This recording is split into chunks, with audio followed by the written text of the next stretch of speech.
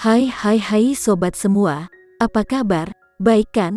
Semoga kalian semua sehat selalu, bahagia selalu dan banyak rezeki.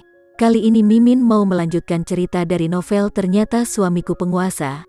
Semoga cerita ini bisa menghibur kalian semua ya, dan bisa menemani hari-hari kalian semua. Oh iya, jangan lupa bantu like dan komen ya biar Mimin tambah semangat uploadnya. Kalau begitu yuk langsung saja ke ceritanya, cekidot.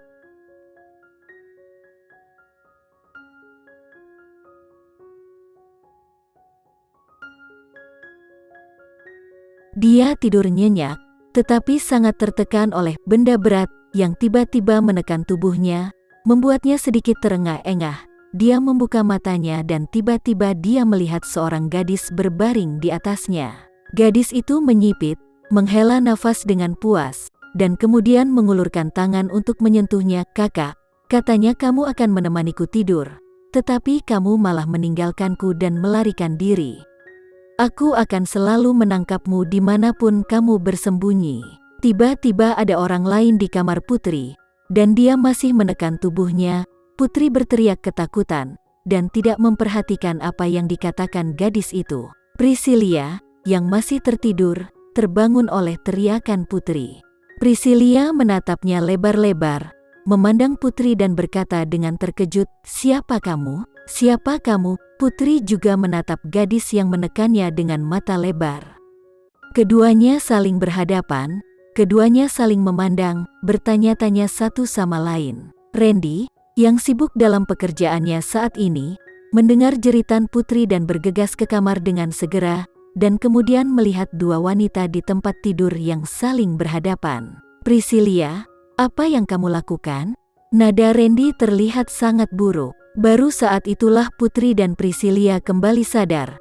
Putri pernah melihat foto Priscilia di internet dan hampir salah paham tentang Randy pada saat itu.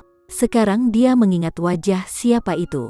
Dia adalah adiknya Randy, itu berarti dia adalah ipar perempuannya.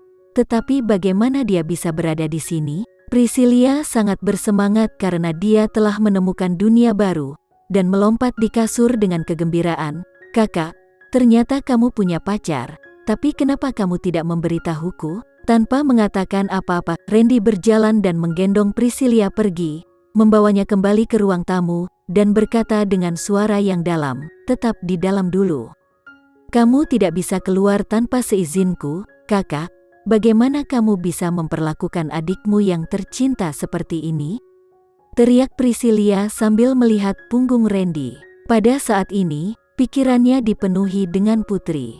Sejujurnya, ini adalah pertama kalinya dia melihat seorang wanita yang terlihat begitu baik kepada Irfan. Meskipun dia merasa bahwa gadis itu masih sedikit lebih buruk darinya, tetapi dia sudah sangat baik. Dia buru-buru mengambil ponselnya dan ingin segera menelepon ibunya dan memberitahu ibunya agar tidak khawatir tentang Irfan lagi. Bocah itu akhirnya punya pacar. Ketika Randy kembali ke kamar, Putri sudah berganti pakaian. Dia menatapnya dengan sedikit ketidakpuasan. "Adikmu akan pulang. Mengapa kamu tidak memberitahuku sebelumnya? Aku harus bangun lebih awal dan menyiapkan semuanya kan?" Randy datang dan memeluknya. Tidak perlu mempersiapkan apapun. Dia telah menyuruh Bibi Sati menyiapkan semua yang harus disiapkan. Putri berkata, "Ini adalah pertama kalinya dia datang ke rumah kita. Aku harus memperlakukannya dengan baik. Dia adalah adikmu. Aku selalu ingin meninggalkan kesan yang baik padanya." Putri. Randy memanggil namanya dengan suara yang dalam, dan berkata dengan serius, "Kamu tidak perlu melakukan apapun untuk menyenangkan seseorang. Dia adalah saudara perempuanku, kamu adalah istriku, dan kita semua adalah keluarga." Setelah mendengar kata-kata Randy, Putri benar-benar ingin memutar matanya. IQ dan kemampuan kerja pria ini tidak diragukan, tetapi dalam beberapa aspek kehidupan, dia benar-benar cukup bodoh. Dia tidak ingin menyenangkan seseorang secara khusus, tetapi dia harus menghibur adiknya dengan baik. Ini adalah kasih sayang manusia yang paling dasar. Randy berkata, "Priscilia masih anak-anak, dia sangat suka berbicara omong kosong, tapi dia tidak pernah memperhatikan kata-katanya. Jika dia membuatmu kesal, bilanglah padaku." Sangat jarang bagi Randy untuk mengatakan begitu banyak hal dalam satu nafas. Putri menduga bahwa dia pasti sangat mencintai saudara perempuannya. Meskipun dia menggertakkan giginya setiap kali dia menyebut saudari ini, sebenarnya dia benar-benar peduli padanya. "Apakah kamu menyuruhku untuk memberinya beberapa pelajaran?" Putri pura-pura marah. "Tidak." Randy sedikit bingung. Dia tidak bersungguh-sungguh. Dia khawatir Priscilia menjadi tidak terkekang dan terbiasa. Terkadang dia tidak berpikir dulu sebelum berbicara, dan pasti membuat Putri akan salah paham. Sebelum dia selesai berbicara, Putri memotong pembicaraannya dengan senyum dan berkata, "Jangan khawatir. Dia adalah saudarimu, dan aku juga akan memperlakukannya seperti saudara perempuanku sendiri. Putri bukan orang lain, dan dia bersedia memperlakukan keluarga Randy dengan ketulusan hati." Randy mengusap kepalanya. "Terima kasih. Aku adalah istrimu, jadi sudah seharusnya aku melakukan itu." Putri tersenyum dan bertanya, "Apa yang disukai adikmu? Apa ada yang tidak boleh dimakannya?" Priscilia adalah adik perempuan Randy. Ini pertama kalinya Putri bertemu dengan keluarga Randy. "Dia tidak pilih-pilih soal makan," kata Randy. "Aku sangat pemilih. Kakakku lebih pilih-pilih daripada aku.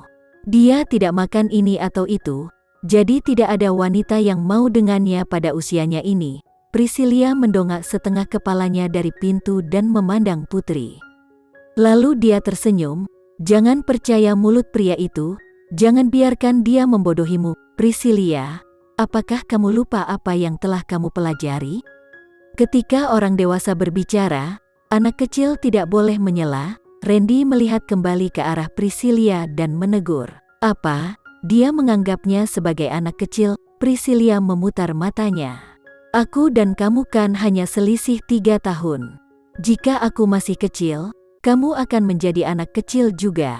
Sudut mulut Randy berkedut. "Beraninya kamu membalas, aku akan terus berbicara. Jika kamu memiliki kemampuan, pukul aku di depan kakak cantik ini." Priscilia mengangkat kepalanya tinggi-tinggi dengan penampilan yang sengaja provokatif. Melihat kakak dan adik yang saling bertengkar, mereka kelihatan sangat lucu, terutama melihat Randy yang cerewet. Putri menyadari bahwa sebenarnya Randy dapat berbicara lebih banyak, tetapi itu hanya saat dia berbicara dengan keluarganya. Dan Randy sepertinya tidak merasa terhormat melihatnya tengah bertengkar dengan adiknya seperti ini. Ketika keluarga itu bersama, kadang-kadang mereka bertengkar, tetapi ketika mereka membutuhkan bantuan, keluarganya pasti akan datang tepat waktu untuk membantunya. Inilah yang dinamakan keluarga. Putri benar-benar berharap bahwa dia juga bisa mendapatkan kasih sayang seperti itu. Priscilia mengelak di belakang Putri, memegang lengan Putri, dan berkata dengan menyedihkan, "Kakak, aku sudah bilang bahwa orang itu akan memarahiku. Kamu harus membantuku." Ditarik oleh Priscilia dengan cara ini, Putri merasa bahwa dia bersedia dekat dengan dirinya, dan hatinya melunak tanpa alasan. Dia tersenyum dan berkata, "Oke, aku pasti akan membantumu. Kakak, kamu sangat baik hati." Priscilia sangat menyukainya, terutama ketika dia tersenyum dengan manis kepadanya. "Dia adalah kakak iparmu." Setelah beberapa lama, Randy mengeluarkan kalimat seperti itu. "Kakak ipar, apakah kamu akan menikahinya?" tanya Priscilia. "Kita sudah menikah," kata Randy lagi. "Apa? Kamu sudah menikah?" Priscilia benar-benar terkejut, dan butuh waktu lama baginya untuk bereaksi. "Kakak, kamu bilang kamu sudah menikah, dan tanpa dihadiri oleh keluargamu sendiri?" Meskipun kakek mereka sangat ingin memeluk cicit buyutnya, Randy diam-diam melakukan hal besar, yaitu pernikahan. Priscilia tampaknya telah melihat betapa marahnya kakeknya ketika dia tahu bahwa Randy sudah menikah secara diam-diam. "Pergilah makan dulu," kata Randy lagi. Di meja makan, Priscilia duduk dengan patuh tanpa mengatakan sepatah kata pun. Dia tampak seperti anak yang patuh, tetapi mata bergelombang yang terus berputar keluar dari dirinya. Putri menyajikan Priscilia semangkuk sup. "Priscilia, makanlah semangkuk sup ini." Priscilia tersenyum manis. Terima kasih kakak ipar. Dia masih tidak lupa untuk melemparkan tatapan provokatif pada Randy. Putri baru akan mengambilkan Randy semangkuk sup, tapi Randy meraih sendok sup di depannya dan menyajikan semangkuk sup. Dia berkata, "Makanlah sup ini." "Baik," Putri tersenyum padanya. "Nona, saya menyiapkan bola beras ketan favorit Anda. Anda dapat mencobanya." Priscilia datang ke rumah hari ini, dan Randy juga meminta Bibi Sati untuk menyiapkan semua ini. "Aku tahu Bibi Sati adalah yang terbaik bagiku." Priscilia berjalan ke arah Bibi Sati dan memberi Bibi Sati pelukan dan memandang Randy dan Putri. Keduanya makan dalam keheningan, dan tak satu pun dari mereka berbicara. Itu adalah kebiasaan dari keluarga Sanjaya. Di depan Randy, Priscilia tidak berani terlalu banyak bicara, terutama di meja makan, kalau tidak dia pasti dikirim kembali Amerika.